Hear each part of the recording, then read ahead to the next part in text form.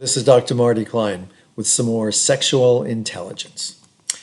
Sex therapy, first developed by Masters and Johnson back in the early 1960s, can be wonderful, life-changing, cost-effective, marriage-saving, and therefore family-saving.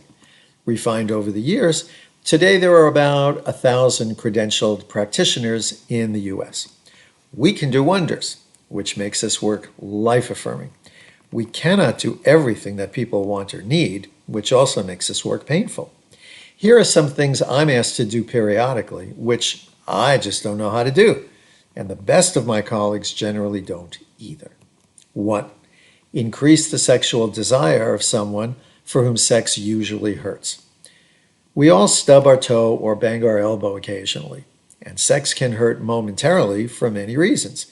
Accidentally pulling someone's hair, accidentally elbowing someone in the balls, a leg cramp, miscalculating how wet your vagina or anus actually is before insertion, nipple squeezing that's too enthusiastic, someone moaning loudly right in your ear, and so on. Occasionally. That's different from chronic pain during sex, whether that pain is around the vulva, the lower back, or anywhere else. Enjoyable sex involves focusing our attention on how our body feels. When this involves pain, who would want more of that over and over? I do see couples where one or both just shrug and think, sex just hurts me or my partner, and that's how it is. There's often, not always, often ways to reduce the frequency or intensity of this pain. Sex therapy can be very helpful with specific exercises or explanations and possibly directing people to sexually informed healthcare providers, including pelvic floor therapists.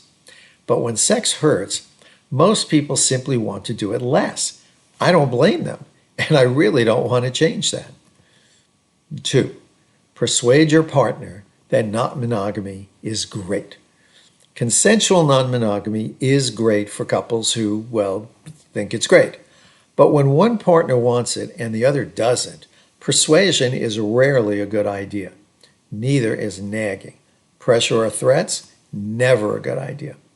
Most of the couples I see in conflict about this don't have a great sex life together. Whether one partner wants sex more than the other, or one partner wants activities that the other doesn't, it's usually the higher desire partner who suggests an open relationship. My frustrated thought about this is often, great, your sex life doesn't work, so let's add more people. That should clear things right up.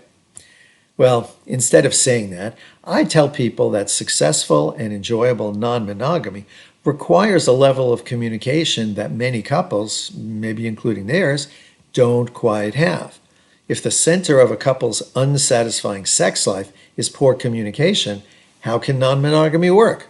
Well, it won't. If couples can't clean up their communication, which typically requires resolving lingering resentments, a power imbalance, or lack of trust, there's no magic way to make non-monogamy work. In such a case, it isn't fair to just blame the partner who doesn't want an open relationship. In fact, that person may simply be more realistic about the dead end that a couple has reached. 3. Help your spouse understand that your disrespectful behavior is not actually disrespectful. Practically every couple who comes into my office says they have communication problems, but not everybody does. Some couples communicate fairly well with not so subtle messages such as, I don't like you, I don't trust you, or I don't enjoy your company. Sometimes it's mostly one-sided, one partner regularly being sarcastic, dismissive, critical, or bossy, while the other person alternately begs for relief or nags back or withdraws. And then one or both people want to improve their sex lives. In most relationships, when A is chronically disrespectful to B, B typically knows it. And when B has run out of energy for saying, please stop one more time, they often shut down sexually. When they come to sex therapy, A will complain that B is too sensitive, takes things too seriously, or is unmoved by apologies. In such case, how do I persuade B to lighten up? I don't.